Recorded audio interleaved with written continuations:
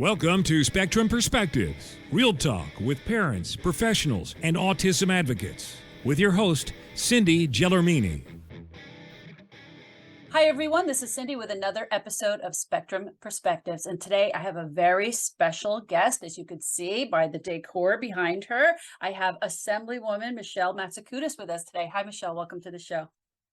Thank you, my friend. I am very happy to be here.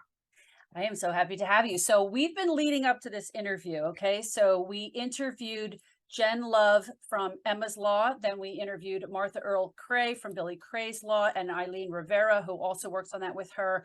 And we've mentioned you in all of those episodes. So I'm like, we're gonna get Michele on here last so we can talk about.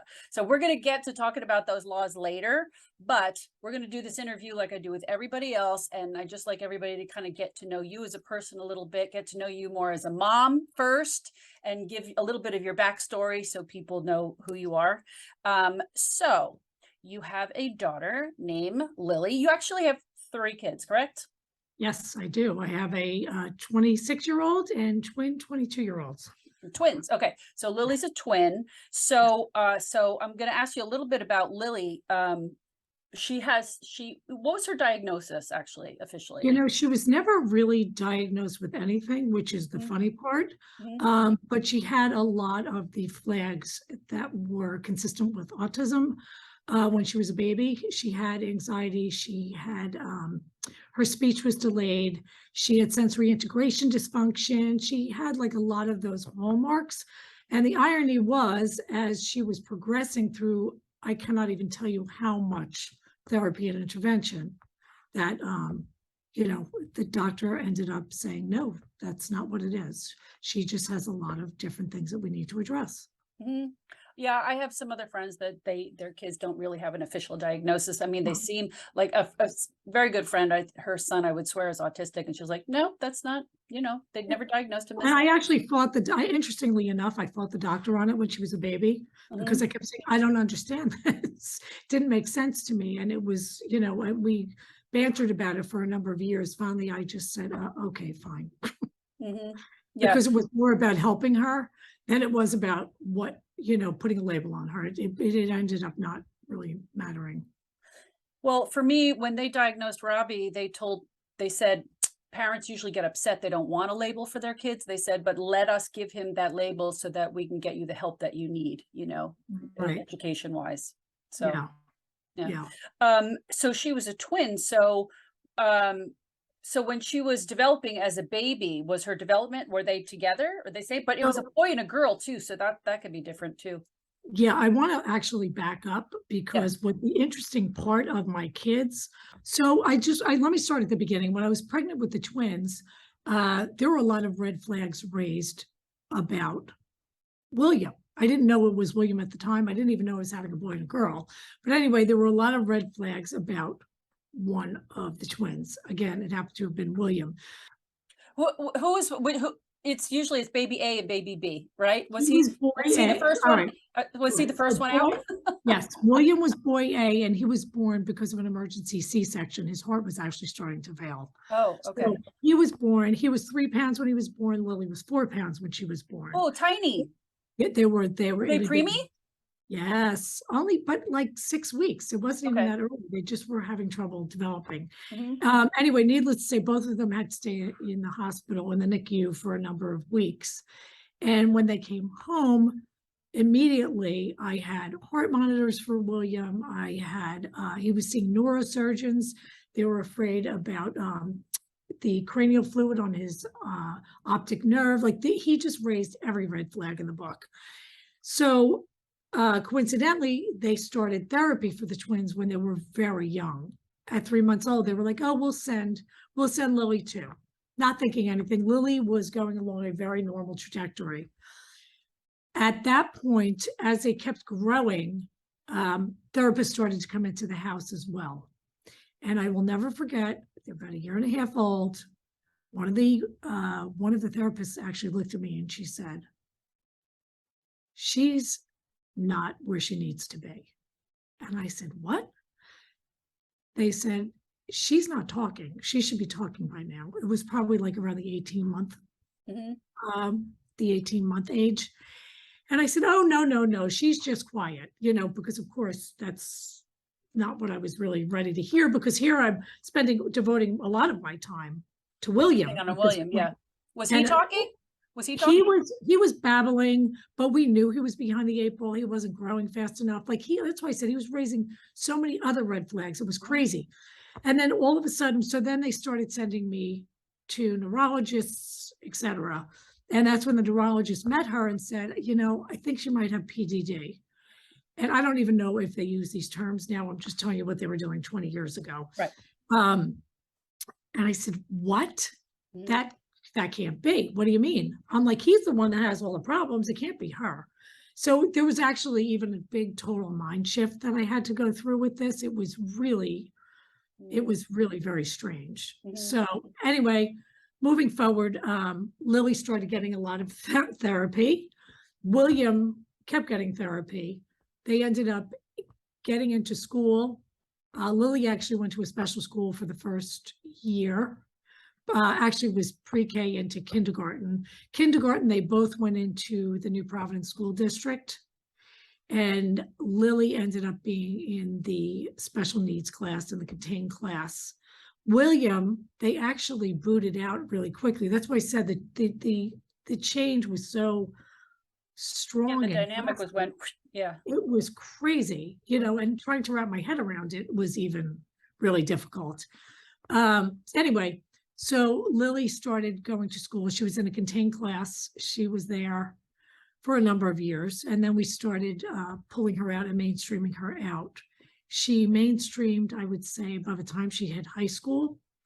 And by the time she graduated, she was able to take, and by that point too, she was also of the volition that she didn't want help, which always cracks me up. The kids that need it don't want it. No, I can do it myself. Okay. I said, all right, fine. Then you have to rise to the occasion. Give her a lot of credit. She's been working her entire life harder than most people that I know, so. And then meanwhile, William was he was just in regular classes. Like he didn't even have to be mainstream. William went to be mainstream. He had a little bit of help in the beginning, but he stayed mainstreamed through the entire class time. Ironically enough, I say it's amazing to me because they both just graduated college. When I started that journey, I was like, are they even going to college? Right. So it's really incredible. So it was really how'd they do socially? Lily had more social issues than William. Was fine. That's why I said William kind of just hit the ground running and was very intuitive socially. I always said he was very socially adept. And he did very well. Lily had more problems. And I think it was because she had trouble communicating. Right. I think that was part of the issue. So, you get frustrated, and when you're young, you don't always take it out the best way. So she did okay then when she mainstreamed over to high school. She did okay with academically and everything, though. Yeah. Obviously, she went to college. Yeah. And she did great in college, too. Yeah. Huh. Yeah. They didn't have to make any special accommodations for her or anything in college? So what happened was, along the way, all these things that I'm talking about, sensory integration dysfunction, speech delays, all of those kinds of things all went away over the years. But what was left was anxiety. And that was probably the trickiest thing with Lily. She'd be the first one to tell you. When she would get anxious, she would just shut down. Even when she was young, the teachers would try to teach her. And I'll never forget one of them saying to me, oh, well, we're going to give her an A because we know that she knows it. I said, well, did she tell you she knows it? And they said, nope, but we know it's in there. And I went, interesting, because I always thought it was in there. And, and it was interesting to hear other teachers and therapists saying the same thing. We know it's there. So whenever we were able to make her relaxed enough and a way to get her away from the anxiety, right, she would always be a superstar, but I think it's going to be a struggle the rest of her life, the anxiety piece of this, because she does. And it's like anybody else. I mean, lots of people do. You get anxious and you become your own worst enemy. Yeah.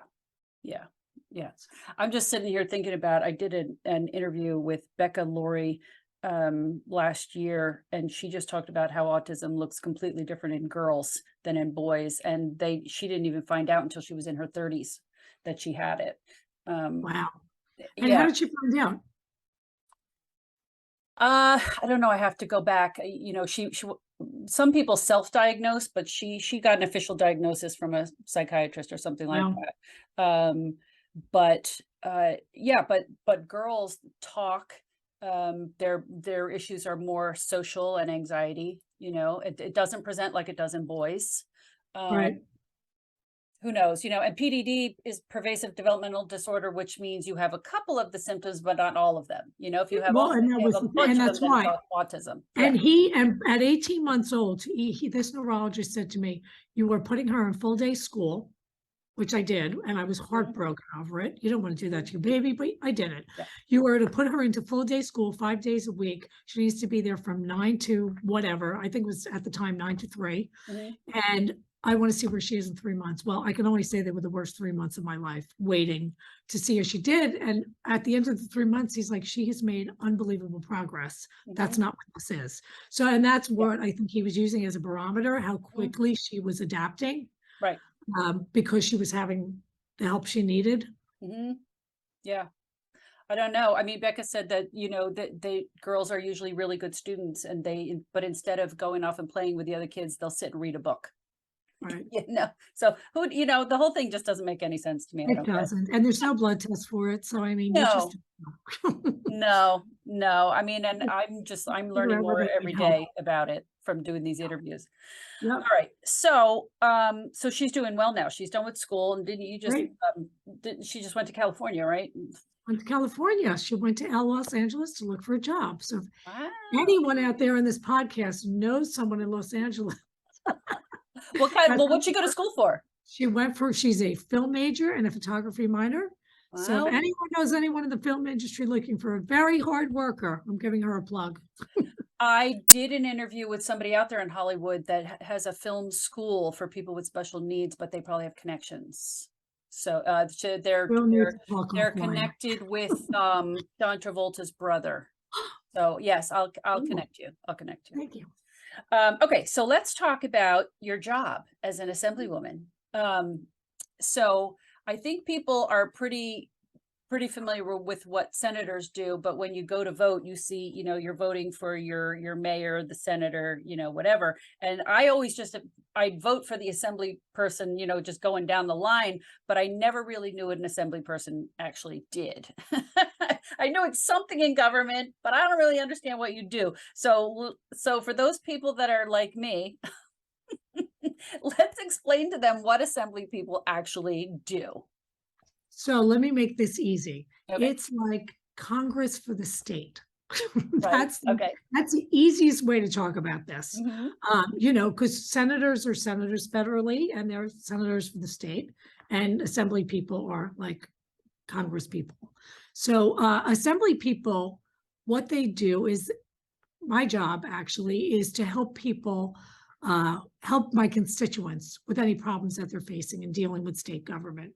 And and you know this to be true already, we've taken on dozens of cases already and had very successful resolutions. And we've recovered, I think it's over $130,000 in unemployment benefits, disability claims, things like that.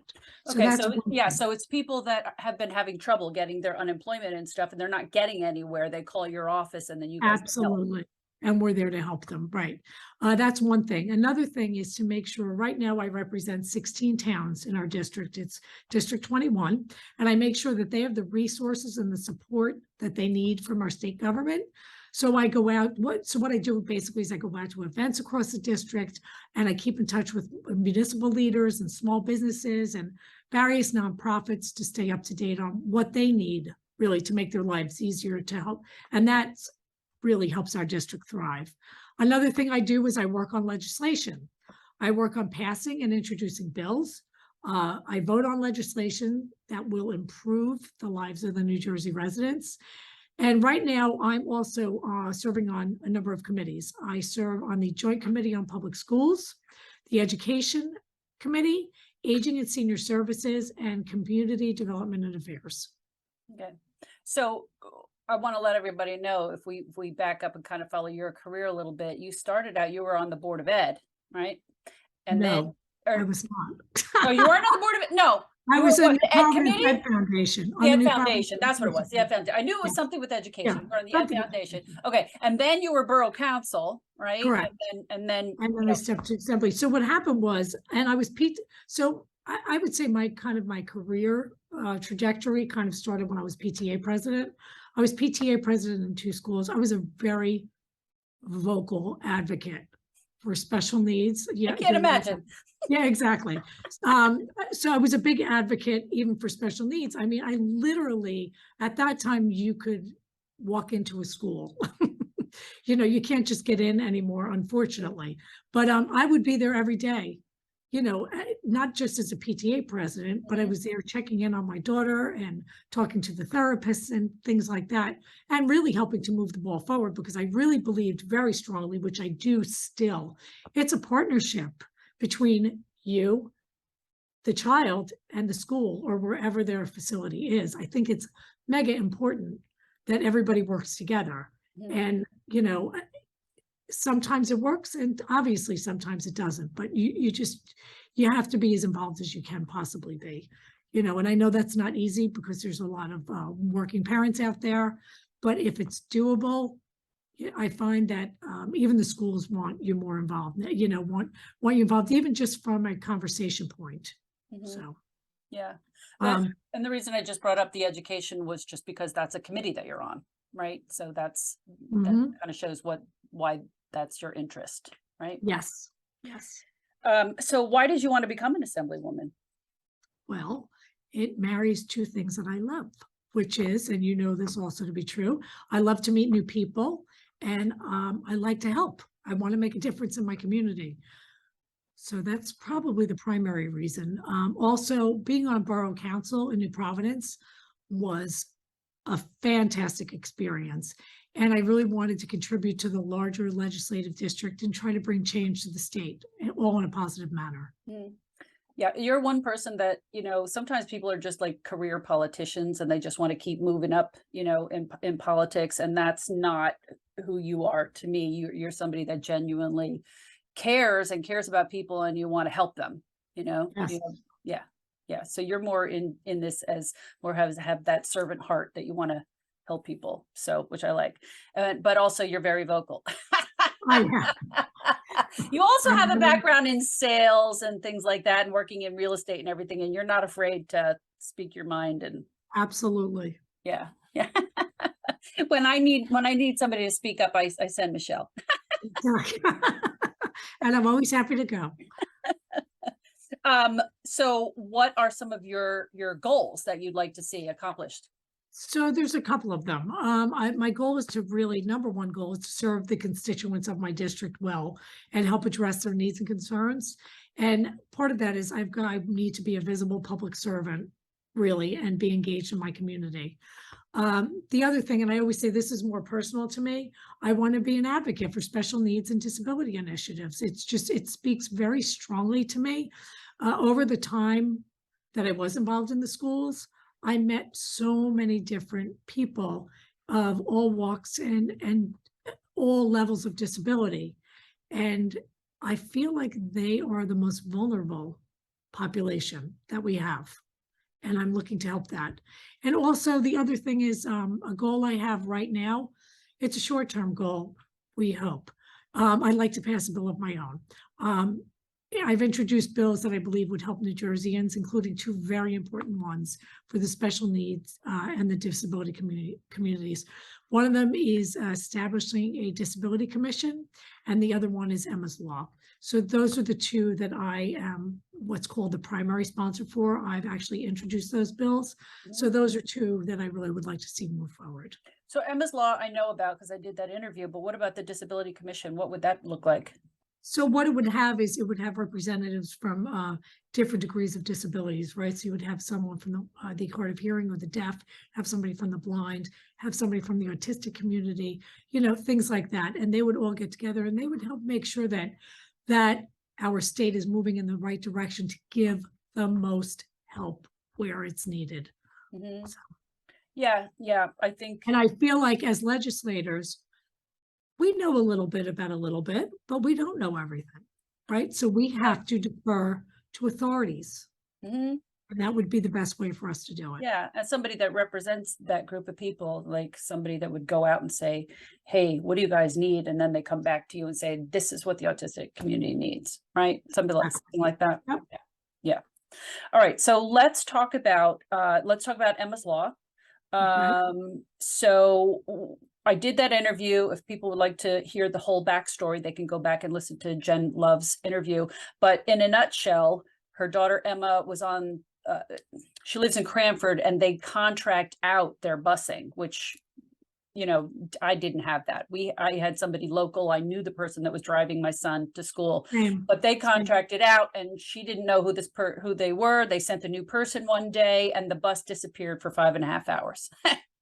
And they found the bus down in Camden, which is not a Oh, good area. scary. It makes no sense either, because she lives in Cranford, which is right on Yep. the Parkway, and her school is in Neptune, right on the Parkway. It's a straight line down the highway. How they ended up off on the turnpike all the way down to Camden, and they said they got Right. lost. Come on, not buying it. So Yep. she would like to see legislation where there's a GPS and video cameras on the bus, right? Yes. So what is your role with that? So I introduced the bill. I'm the one that introduced this. This bill actually was last introduced, I think, a year or two ago by by now Senator Bramnick, who was an assemblyman at the time. When after I got sworn in, it was one of the first bills I looked at and said, we need to do something about this and move this forward. Nancy Munoz, who is also my assembly mate, I say, because she also represents District 21 with me, is also on this bill as well. And it's, you know, as you said, it's a young lady that lives in the district. And if, you know, they would listen again to the interview with Jennifer Love, they would hear this heartbreaking story. Mhm, And as I said, I was inspired to pick the bill up mhm. after She speaking with wants, Jennifer. I actually spoke with Jennifer yeah, when I was, as I was running for office. So I knew the minute that I got elected, that was the direction I wanted to go. mhm. Do you think they'll put the video cameras on, or just the GPS? I mean, how is it worded for both, or? It's word, oh yeah, the bill is totally worded for both, and I'm Okay. gonna keep pushing forward and see how much we can get done. Mhm. Yeah, yeah. She made a very good point about, if you're taking an Uber, they send you the license and the picture of the driver, and you kind of know who's picking you up and everything. And Absolutely. but then you have a nonverbal child, right, vulnerable child, and some strangers just picking up your kid and taking them off somewhere, and you know nothing about them. Like, it's crazy. Exactly. It's crazy. Yeah. At the very least, there should be a GPS that you can track them and know where they are, you know? At the very least. Yeah, it's common sense. It's common Fingers sense. crossed we'll get something done on that before the end of the year. Yeah. And then Billy Cray's Law is Mhm. another one, right? You're a sponsor on that, correct? I am actually serving as the third prime sponsor of the bill. It was introduced by Assemblyman Krista Phillips. And my main role here is to work as an advocate for the bill. With Assemblyman Phillips' office, I've taken a role of speaking to my colleagues across the aisle about the importance of the bill, and I'm attempting to secure their support as a co-sponsor of this piece of legislation. Both of these bills are very important because what they do is they give two things. They give accountability and transparency, and that is something that we desperately need. Again, I go back to because we're talking about the most vulnerable of our population. Mm-hmm. Right. Right. And you know my story. So with Billy Yeah. Cray, her son had autism. He was in group homes. He was abused over years at different places, and eventually he was found dead in his closet. And she has no idea Okay. what the cause of the death was. And she's asking for video cameras in the group home to protect from abuse. And she said if there was a camera there, she would know what the cause of death was. She has no Yep. idea, And again, you can go back and listen to that whole interview.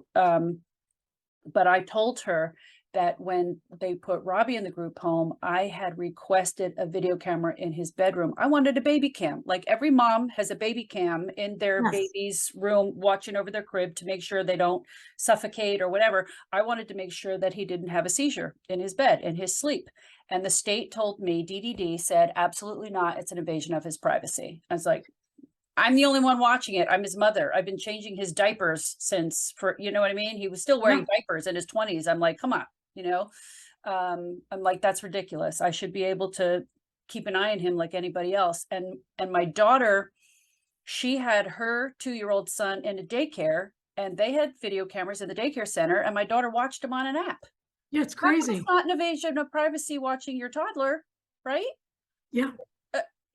But yet, because he's an adult, I guess, but he's an adult that's still in diapers and watching Disney movies. Like, it makes no sense. Like, I should be able to at least have the choice, because I think that's the wording she's looking for, choice of video cameras, right? I should have the choice if I want it to have it. Choice is the operative word here. Right. Doesn't mean that it's mandated that you have to do it, but if you want it, you should be able to get it. Right. I shouldn't have some, you know, case manager that doesn't even know me, never even met Robbie, sitting next to me telling me, no, you can't have it, you know? Right.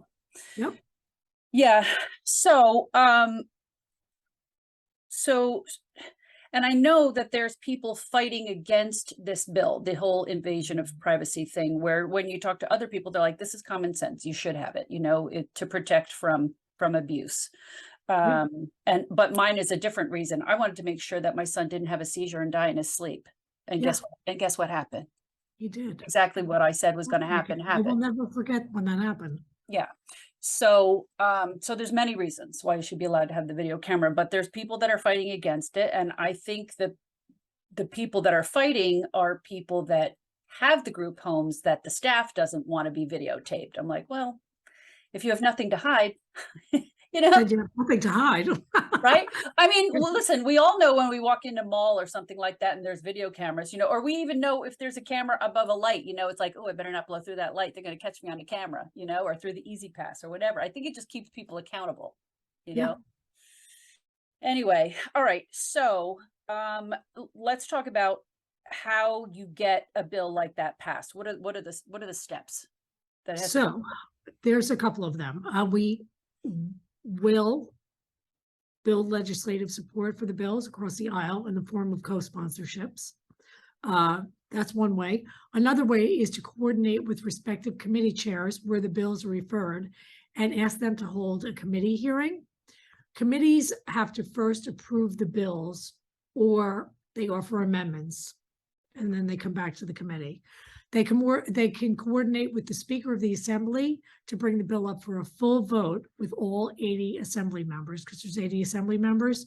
So a bill will need 41 votes to pass in the Assembly. Okay. And so 21 in the so it's Senate. one more than half. Correct. And 21 in the Senate. And the process has to be repeated with the Senate version of the bill before it goes to the governor to be signed into law. Okay.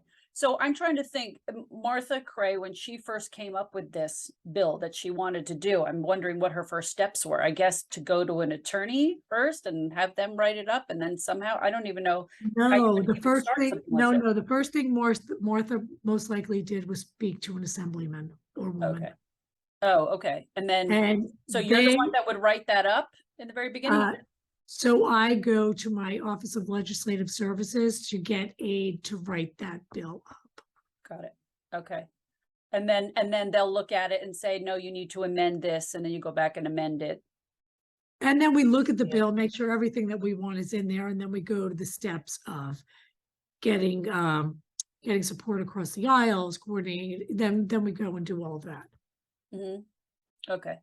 And that, so then once it passes in the Assembly, then it has to go and it has to pass in the Senate too. So yes. Yeah. So if there's a senator that's not for it, that's blocking it, what do you do? Well, if there's 21 people in the Senate that have voted for it, it's going through to the governor. So it doesn't, you know, if there's somebody that's blocking it, they're blocking it.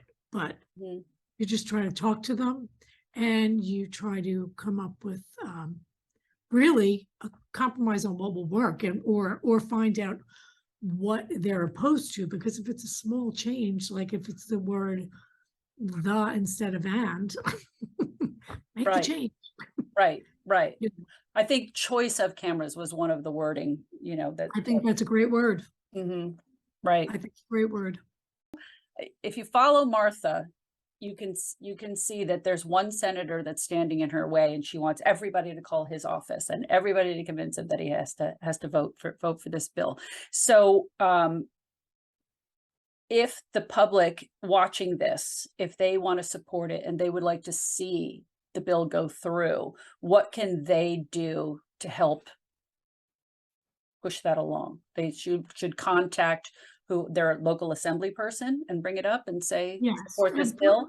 Yeah, first of all, public engagement is crucial, in my opinion, in the legislative process, because it helps form good public policy, right? We're here to represent people. We're not here to just do what we want because we want to do it. We're here to make sure that our constituents that we represent are being thought of before anything else. So I would say, yeah, support something. To support something, you write your local legislator, you write the governor's office, the speaker of the assembly, the committee chairs. And if you do need help finding out where and who to write, you can always contact my office. Yes, exactly. Cindy will be answering the phone that day. Yes. All right, I'll just spill the beans. Yes, I've been working for you now for the past couple of months, and it's my job to look at these emails. So one thing I want to let people know is you have to write an email the correct way. I'm in your district, right? So I have to find out who my assembly person is who represents me in my district. So if someone writes, to whatever, you live down in South Jersey and you're writing to somebody up North Jersey, that's not your district. You have to write to the right person. And you also have to let them know where you live so they know they're one of your constituents. I feel like I have to keep telling everybody that. If you write to them, write the right way and make it clear, do you support or oppose? Right? If you're opposing the video cameras, then say that. If you're supporting the use of video cameras, clearly state that in the email. And if they don't know what district they're in and they don't know who their assembly person is, yeah, they can call your office. There's a website, njledge.state.nj.us. I will type that in, but I want to give them your contact info as well. So your District 21, so that is Basking Ridge, Bernardsville, Long Hill, Berkeley Heights, New Providence, Summit, Chatham, Borough, not the township, Westfield, Garwood, Cranford. Did I hit them all? No. Kenilworth? No, is Kenilworth in it? Kenilworth, Roselle Park. The park, right? Springfield, Berkeley Heights, New Providence, right. Summit. Oh, right. Oh, I may have missed Summit. Yeah, so that's your area, right? Long Hill Township. Yep. And Far Hills. Right, Far Hills is kind of, yeah, that's out Bernardsville, Basking Ridge. Yes, P-PAC, Gladstone. Not yet. So okay.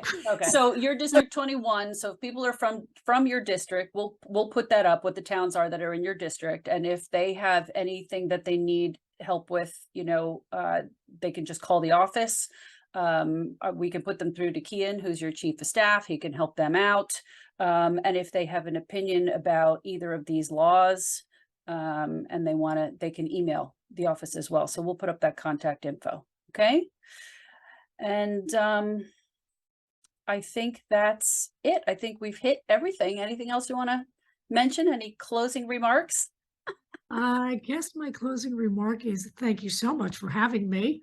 Really glad that we did this. It's somewhat cathartic when you talk about kind of your journey, especially when you've had challenges with your children.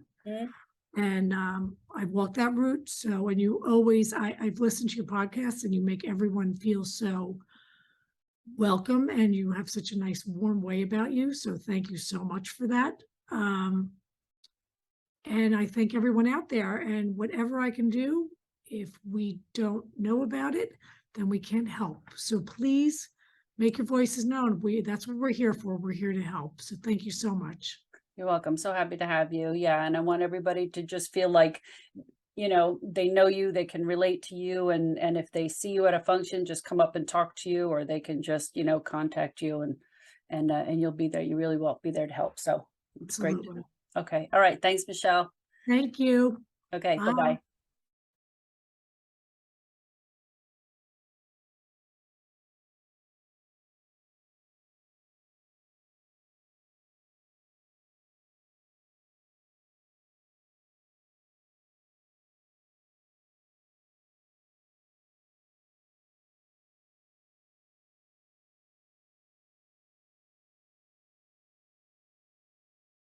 That's it for today's episode. I hope you enjoyed listening and it helped you gain a new perspective.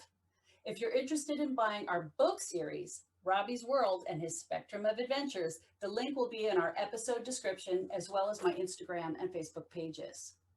If you enjoyed the show and you'd like more content, please be sure to hit that like button, follow us, and don't forget to leave us a great review. Thank you for joining us. Be sure to join us again on our next episode of Spectrum Perspectives. Thank you for joining us today. Be sure to join us again on our next episode of Spectrum Perspectives.